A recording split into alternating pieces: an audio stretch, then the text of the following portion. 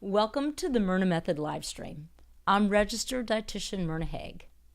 I create these nutrition videos to greatly impact your life and to show you how nutrition can really significantly change everything about your life. Because what you put in your mouth and what you put in your head are the two main things that make the biggest difference in the quality of your life. I try to decode the nutrition science so you don't have to. What we're going to talk about in this video is about the appetite-controlling drugs, the glucagon-like peptides, the GLPs that are hitting the market like a rage, how these can possibly negatively affect your metabolism if you don't understand some key points.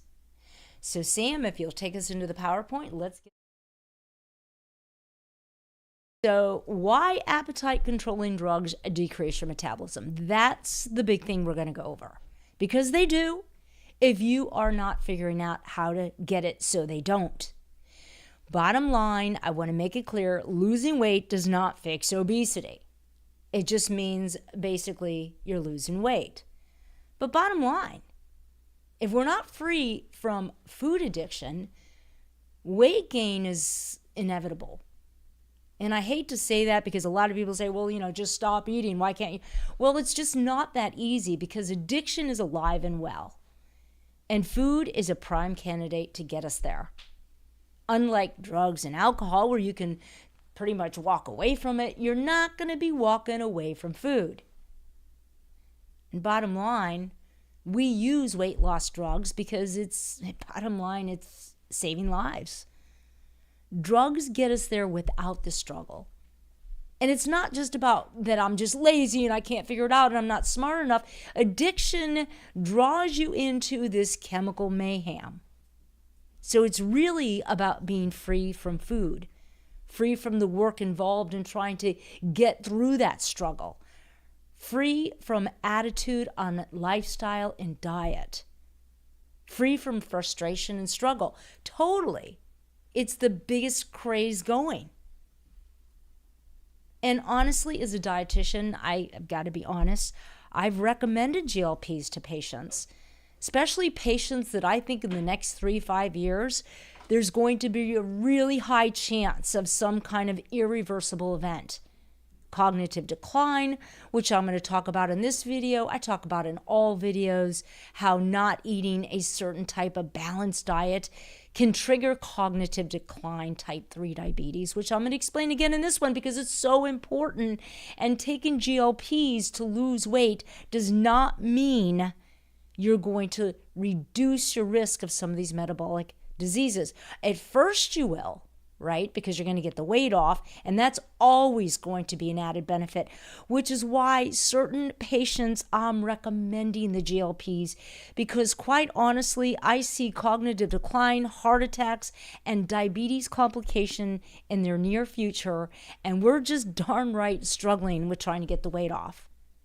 So losing weight will immediately reduce your risk, but it's not going to fix it. It can reduce it, but you're kicking the can down the road. But bottom line, it saves your life, and the goal is save your life while you fix it. In other words, it's like training wheels. I mean, if it's going to reduce your risk immediately, I'm all for it. But what I'm not all for is just this total denial of going any further than that. And understanding that a lot of this is that, bottom line, obesity isn't because we lacked the drugs. I mean, are we really obese because we lacked the drugs to be thin? And the other problem that I don't like about a lot of the advertisement, quite honestly, is you must stay on it for life. Like, what is this all about? I get it. The big push is if you don't stay on it for life, the weight comes back. But honestly, this isn't really freedom. This isn't the freedom you bargain for. This is more like reliance. So let's talk a little bit about what are GLPs and why are they so popular and why are they getting such good results for people in regards to weight loss. Number one, they are peptides, and I'll show you a slide that kind of briefly describes it, that suppress the appetite in the brain. They are peptides, which are proteins that can act on receptor sites that can actually reduce the appetite. Not only that, but the GLP agonists are a class of medications. These mimic what the GLP-1s actually do naturally in our body because we create these peptides naturally, but in very small amounts. It's used to treat type 2 diabetes because they do help control blood sugar levels, and this is what can also help promote weight loss.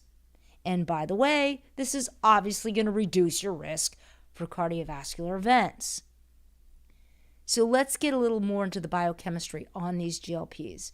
So bottom line, their biggest claim to fame is that they attach to receptor sites on the brain that normally are there that are available to attach to triggers that can trigger appetite.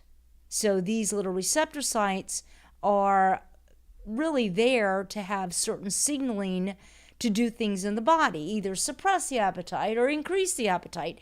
And in this case, when you have a glucagon-like peptide taking the place on that receptor site, which may normally be from another type of neurotransmitter that's going to signal something more in the desire of eating more, well, this stops that from happening, because if that receptor site is already taken up with a GLP, then you're not going to get the other neurotransmitter that gives a signal to increase the appetite.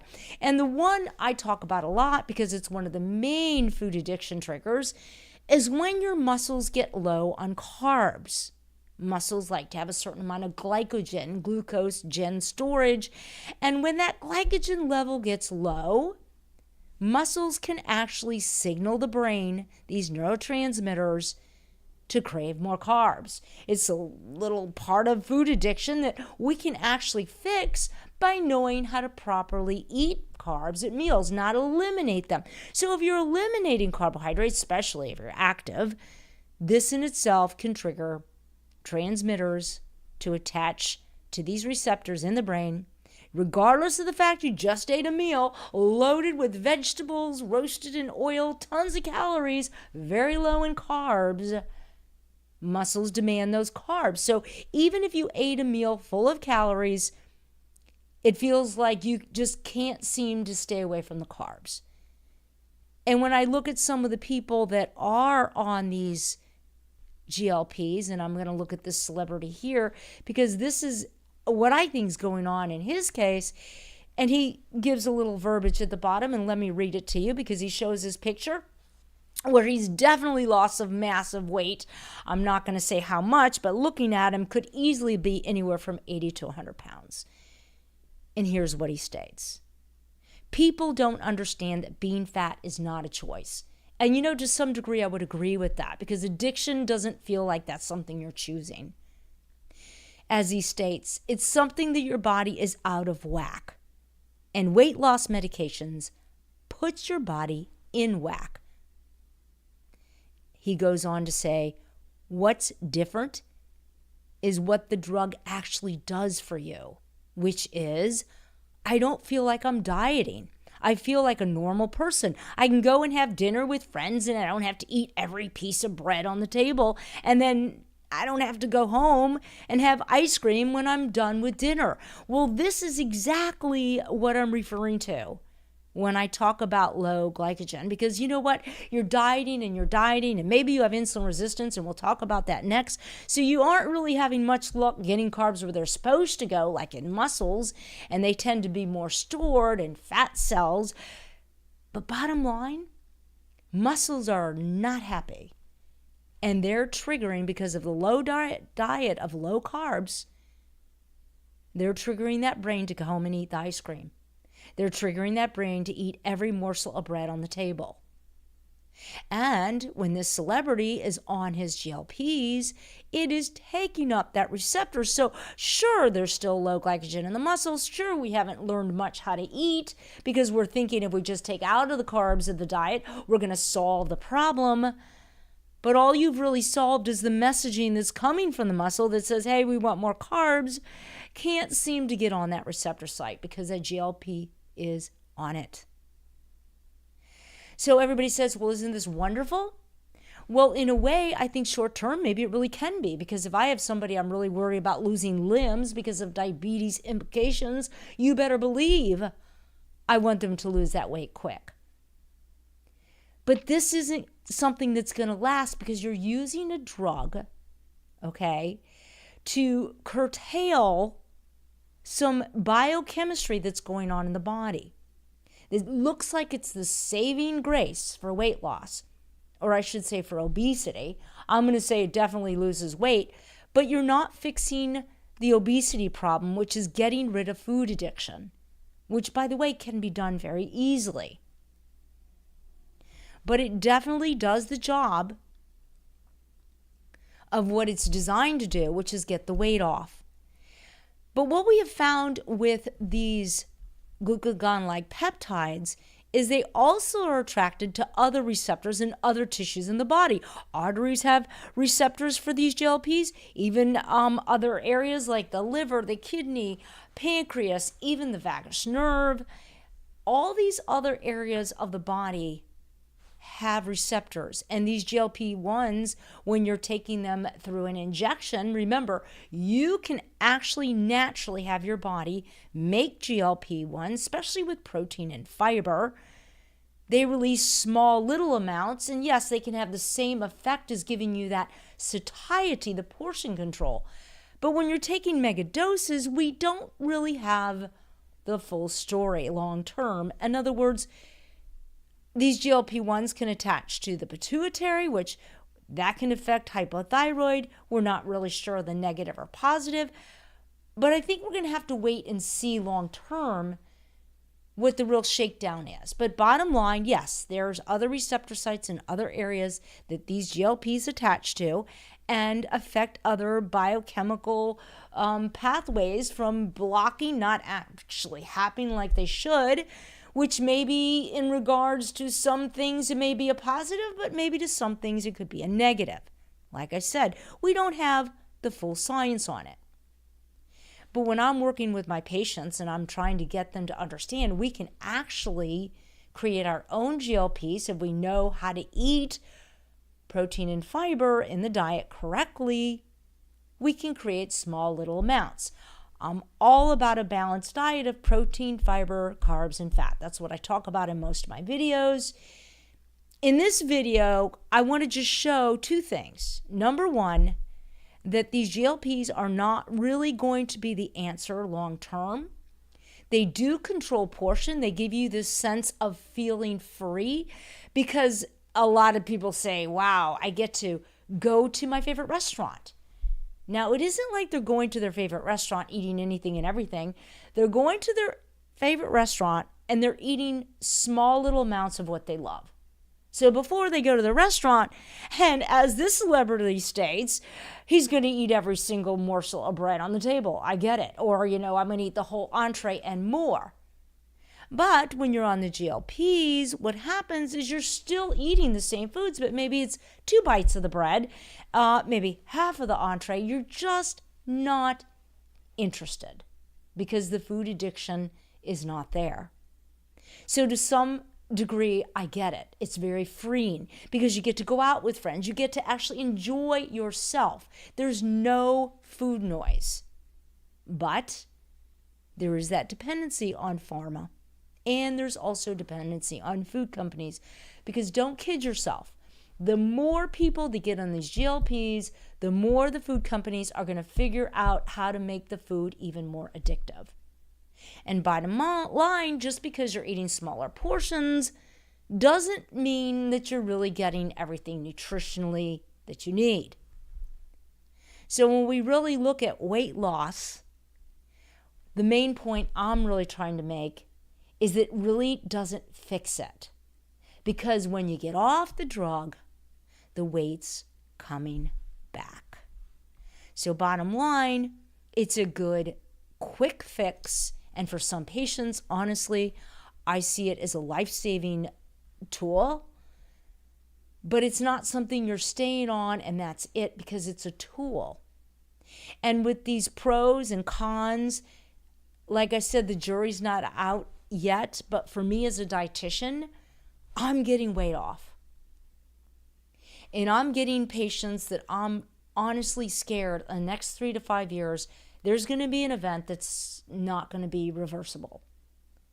So to me, it does save lives. But we don't want people to think that this is literally the cure for obesity, because it doesn't fix obesity. And by the way, losing weight doesn't either. Okay? It just means you lost weight. Because when the weight comes back, you're back again at the battle, at the struggle. Nearly 25% of U.S. women are on antidepressants, and losing weight doesn't fix mental health or any other biochemical imbalances. And why do I bring depression into this? Is because 95% of the serotonin is made in your gut. And yes, the GLPs have receptor sites that do affect the gut. Because remember, they're made in the gut. This is all part of this biochemistry. But bottom line, if your gut is a mess, you're going to have some interactions with the brain. And when the brain's a mess, believe it or not, we find this brain-gut connection. So the microbiome and how the gut works is hugely implicated with other biochemical processes in the body, which I'm not going to get into in this video, but what I'm trying to bring home is that nutrition is paramount. And sometimes when people get on GLPs, all they're worried about is, I lost the weight.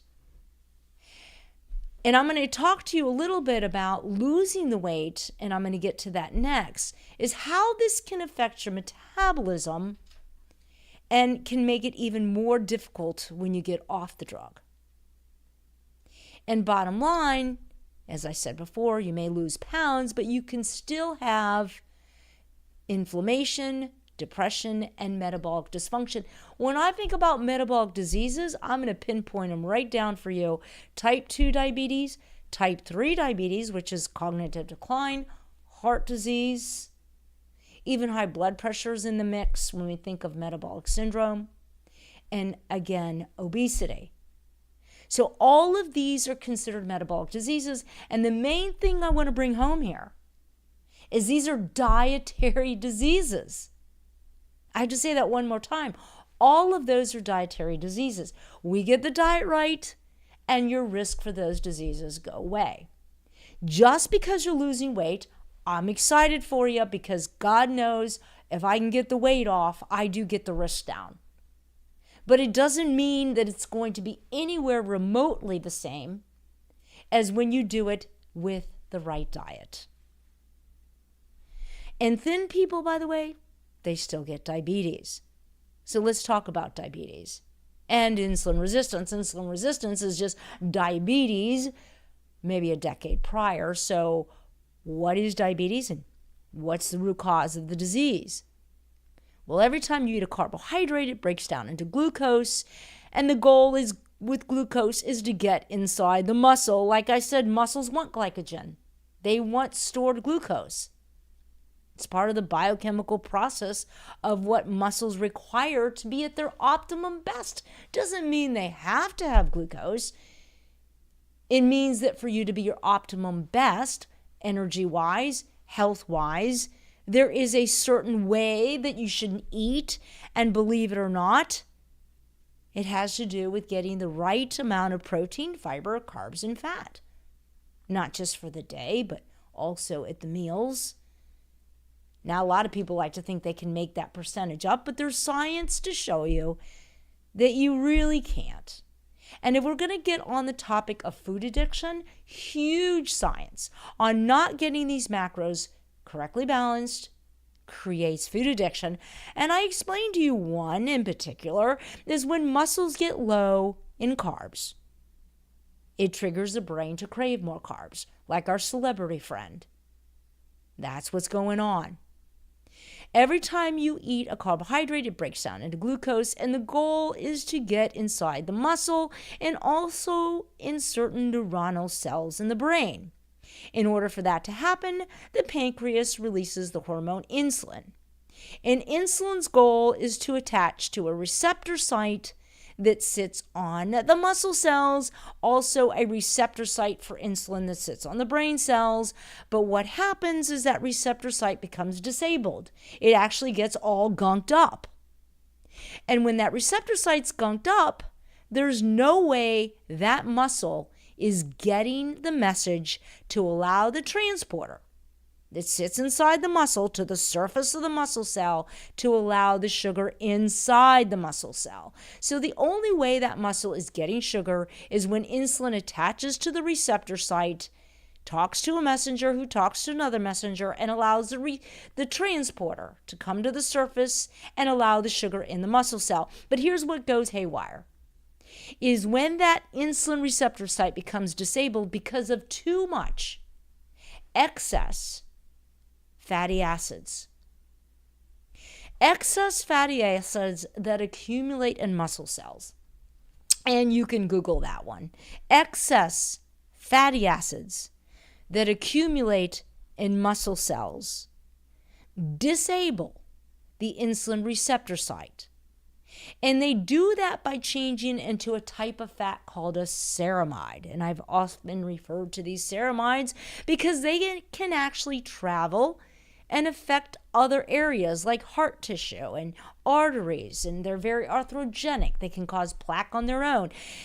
And this is a number one culprit of type 2 diabetes and type 3 diabetes, which is Alzheimer's, because when it happens in the muscle, it's happening in the brain.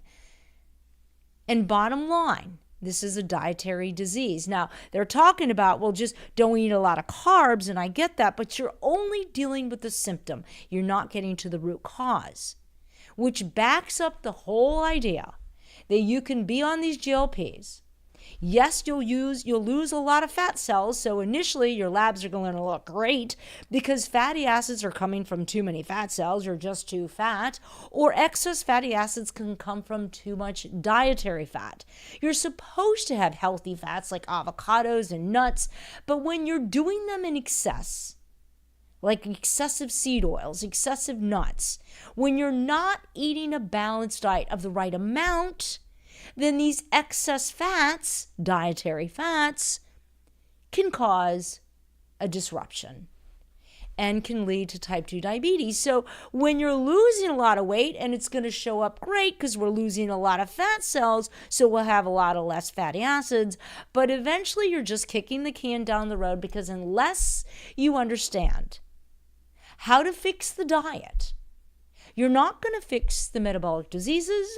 You may lower your risk because you lost weight, and you certainly are not going to fix obesity because it's going to come back unless you, of course, stay on the drug. So bottom line, the key is these drugs help you so that you can fix yourself, is how I'm looking at it. They reduce your risk while you get the fix on. But let's talk about what can go on in the metabolism. And that's where we're going to get right down to what's called muscle weight ratio. A lot of people don't talk about this, but I'm going to talk about it because this is one of the biggest factors that affects your metabolism, and bottom line, can really explain a lot of weight loss plateaus. And you know what I'm talking about. Oh my gosh, my ideal body weight's 150 pounds, and God knows I've lost 80 pounds, good for me, but I can't seem to get down to the 150. I'm sort of locked in at the 175, and you just grow to believe that you're meant to weigh 175. And that's absolutely not true. You just didn't understand the science on how the body works. So that's what I want to explain to you now, because the GLPs are known to reduce muscle mass. And I think quite honestly, because it's a lot of weight loss quick. And any type of quick weight loss is going to do this. And it's going to affect your metabolism. So what is muscle to weight ratio? Muscle to weight ratio is the percentage of a person's total body fat, total body weight that is made up of muscle mass. So whatever you weigh, it's a certain percentage of that weight that is actually muscle. And I'm going to give you some examples because I think this really drives my point home. When we look at muscle to weight ratio, we have person number 1. She has 72 pounds of muscle, and she weighs 175 pounds. So she weighs 175 pounds, and 41% of her weight, the muscle to weight ratio, is 72 pounds of muscle. And this is going to be directly tied into her metabolic burn, how many calories she burns a day, because your metabolism is in the muscle. Fat is not very metabolically active, and I'm not going to really get into protein turnover and relate it to muscles, or am I going to get into muscle capacity, the quality, the oxidation, which can affect your metabolism to some degree. I'm trying to bring home the point that your muscle and your metabolism are very tied together. So you have person number 1, she weighs 175 pounds. She has 72 pounds of muscle at a 41% muscle to weight ratio. We have patient number 2. She weighs 220 pounds. But just like patient number 1, what she has in common is that she also has 72 pounds of muscle. But she weighs 220 pounds. Her muscle to weight ratio is 32%. They both have the same amount of muscle in pounds, but one has a much higher percentage of her weight in muscle than the other. And then I have patient number 3. She also, just like patient 1 and 2, has 72 pounds of muscle. All 3 patients have 72 pounds of muscle.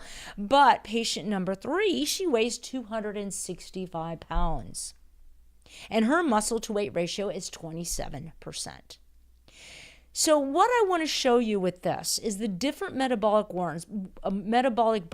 With patient number 1 at 72 pounds of muscle, she burns approximately 2,300 to 2,400 calories a day. That's pretty average. And by the way, to have 35 to 40% muscle to weight ratio for a lot of my patients, I really like to get all my patients in the 37, 38. If they can get over 40, I'm loving it, because when I can get them to a muscle weight ratio of 40%, just as a dietitian and how I treat my patients, I'm going to see some really good metabolisms. So when I look at patient number 3, who has a muscle to weight ratio of 27%, her metabolism is still pretty much the same as patient number 1, who weighs 175 pounds. And I want you to think of this a minute, because the metabolism is tied into the muscle. And by the way, I'm not being exact here, okay? So I could be 200 to 300 calories off. Just get the concept I'm trying to drive home. And the concept is that with the lower muscle to weight ratios, the metabolisms respond. So when you look at patient number 2, she weighs 220 pounds, and she's at a 32 muscle to weight ratio. She has the same metabolism burn, pretty close, as the woman who weighs 175 pounds.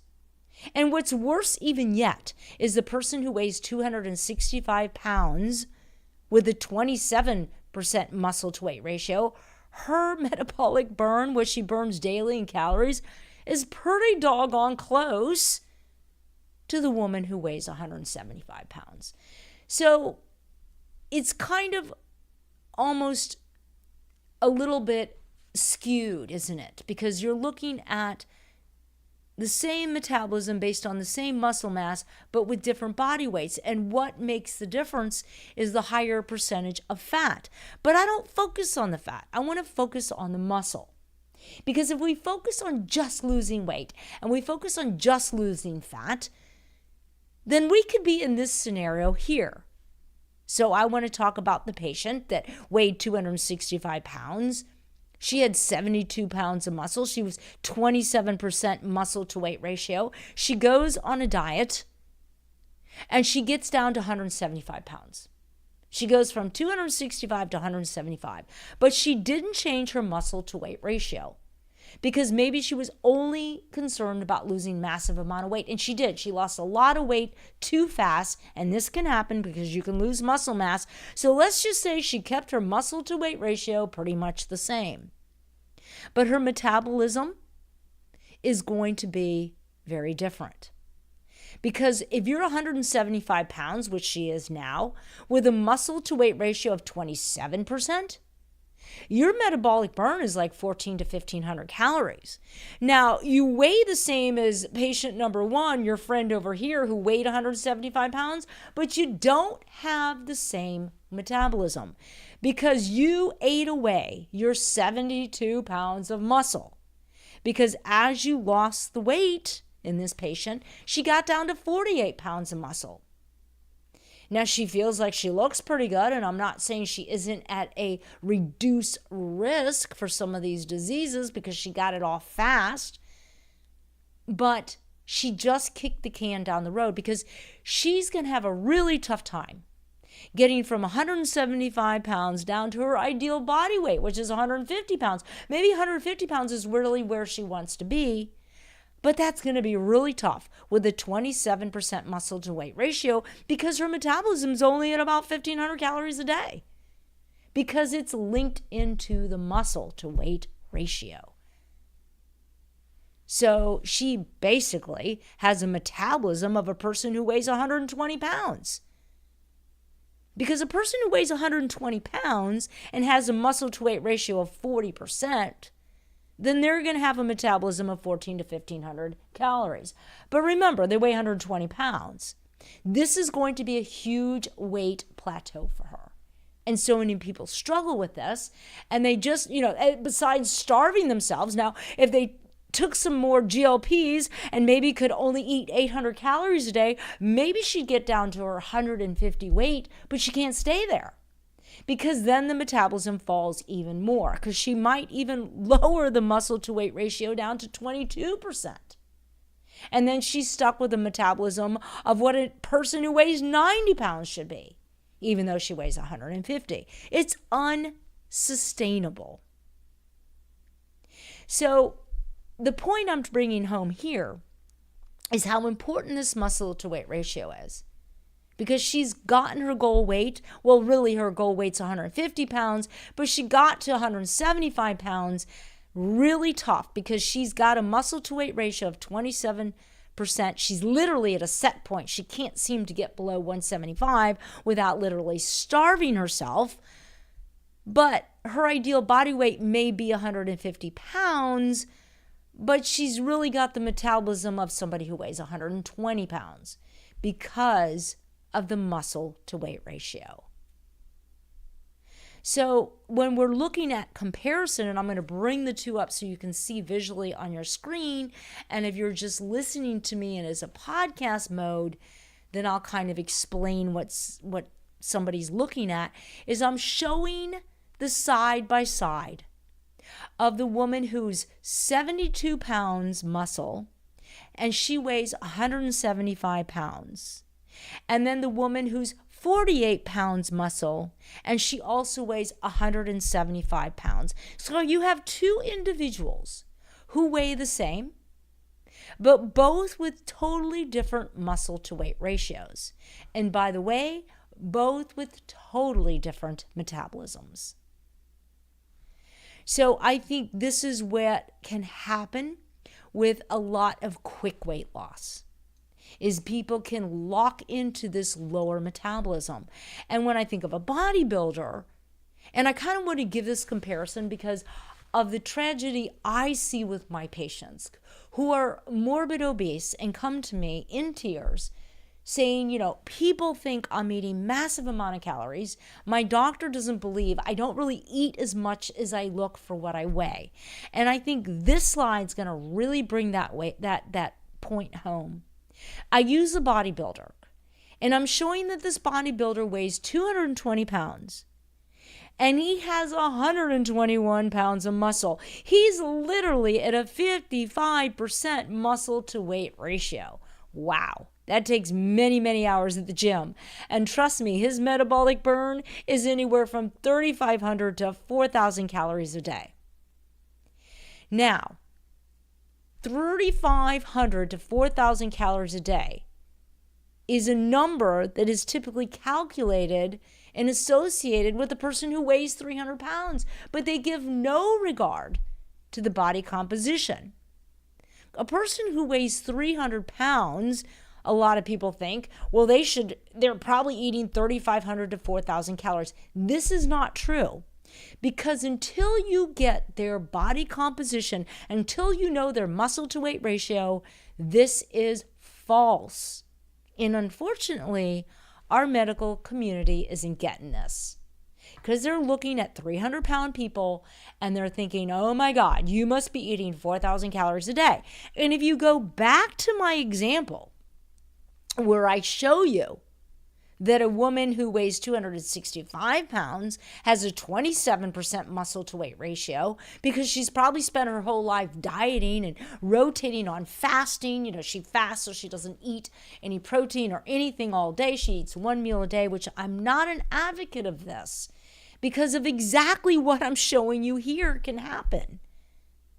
So it's pretty much impossible to even think somebody who weighs 300 pounds is going to be eating all these massive calories because they have a lot of percentage of fat. And I think if we got their muscle to weight, well, I don't think, I know because I have the data from my patients. When I get their muscle to weight ratio, this is certainly not the case. I'm actually seeing their real metabolism. So I'm going to give you an example of one of my patients. She weighs 328 pounds. Actually, she weighed 430 pounds, had bariatric surgery, but could not get below 275 pounds. She couldn't do it. She started gaining the weight back. We're going to explain how we're bringing her off of this atrocious mayhem cycle by getting her not to be on GLPs, because actually her labs don't look bad at all. We're going to get her to do it the right way, the way the body would want you to do it. Now, granted, if I felt she was at really great risk, I'd be the first one to recommend the GLPs because, as I said, it saves lives. But her choice was, I don't want to do that. I want to fix this thing permanently. I am tired of this roller coaster.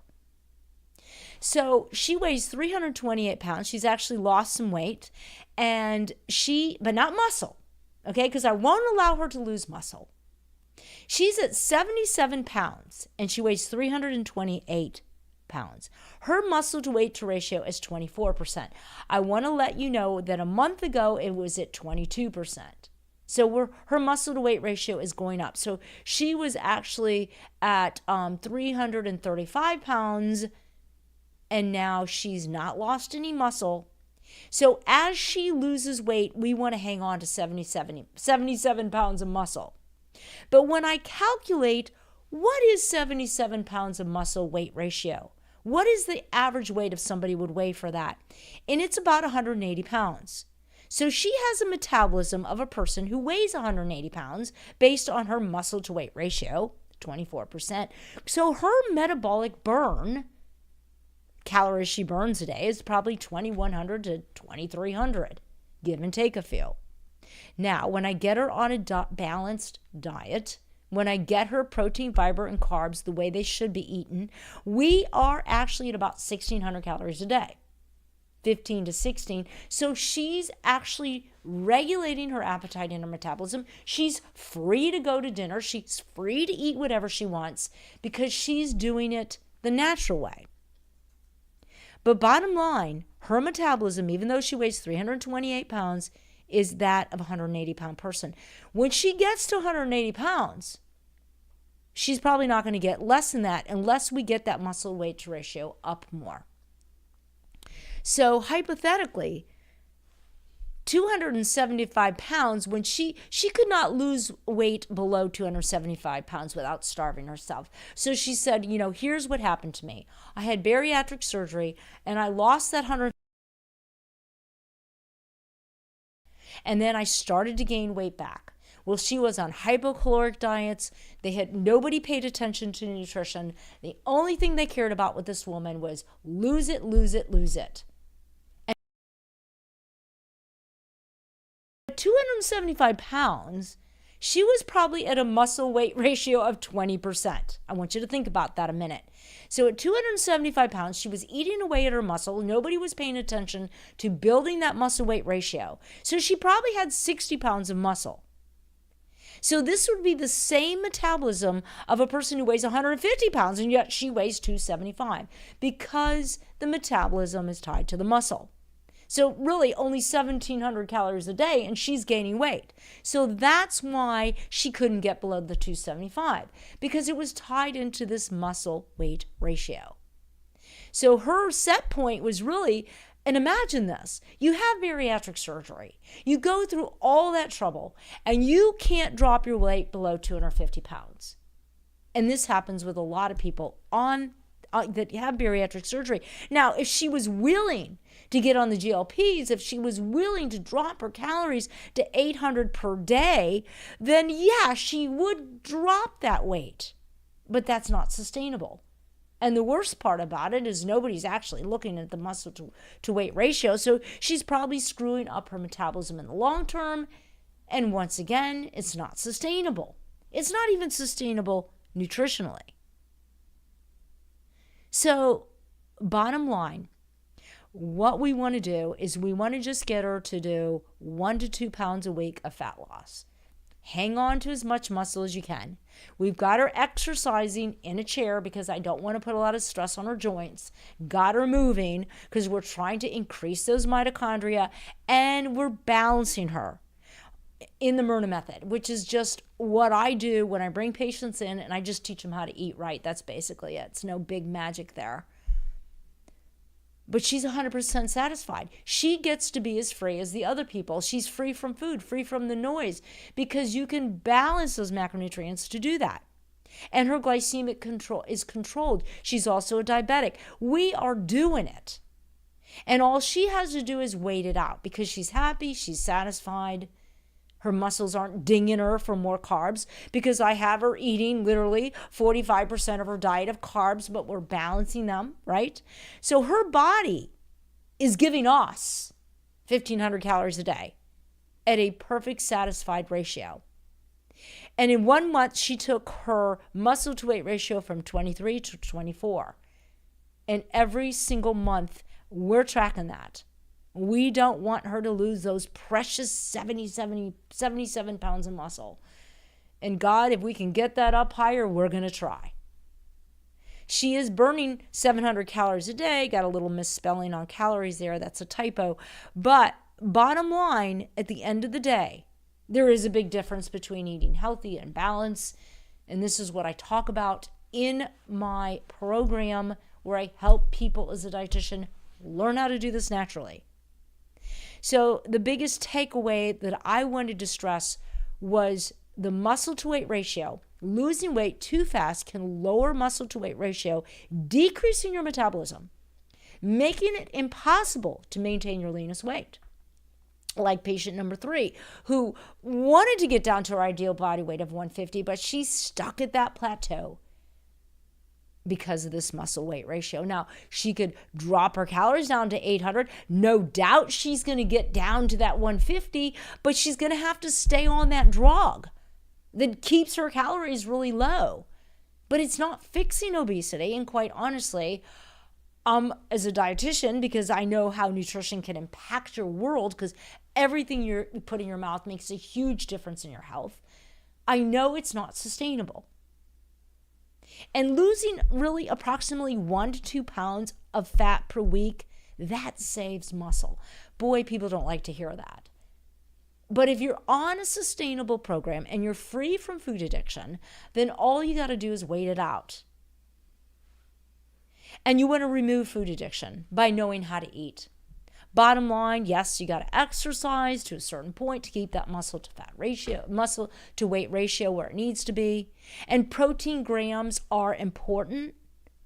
You can't just eat 1 meal a day and think you're going to cut it, because you're not. You can't be on these GLPs and just, eat enough all day just to curb the hunger and then just eat your 1 meal and think you're going to cut it with this protein to supply your muscles with what they need. And by the way, the more active you are, the more protein turnover you are, which I'm not going to even talk about that. But it may not even take 24 hours to eat yourself of protein. It could happen in 16. In other words, you don't eat and you eat yourself of protein. And that means you're eating your muscle. By the way, you only get muscle back when you exercise. Now, your muscle to weight ratio obviously changes with body weight, but you're never going to increase muscle mass unless you're working out. So the main point I wanted to drive home is that muscle mass is a huge metabolism booster. And to just be fixated on lose it, lose it, lose it, you may be losing a lot more than you bargained for. By the way, muscle mass is also a predictor of longevity. So I'm huge on making sure my patients keep that muscle to weight ratio. I also talked in another podcast how muscle is so tied into immunity. I probably need to do more podcasts on that because it's so critical to understand. The muscles are not just about lifting things and exercising. They play a super role in our immunity. So you have low muscle mass, you're at higher risk for pneumonia, infection, and it's not going to help you in regards to longevity. That's for sure. So obviously, everything you put in your mouth is 4 things, guys: protein, fiber, fats, and carbs. And understanding the body wants you to eat the right amount of these macros. And losing weight does reduce the risks. But you also have to look at your body as a whole entity. Now, I have a book. You can buy it. Super easy to read. Takes less than 4 or 5 hours. Why your diets fail and the science that really works. For $2.99 on Kindle, to me it's a bargain. You can't afford not to get it. And I basically explain what I'm talking about when I refer to balance, because a lot of people think a balanced diet is just eating from the Mediterranean diet, and God help you, that's not it. So I wanted to also let you know that you can always contact me at myrnamethod.com and learn more. So, Sam, do we have any takers on the chat? Let me see. Not today, but don't forget to like and subscribe. Don't forget to like and subscribe. Super important. Thank you, Sam, for that. So until next week, I hope this video really helped.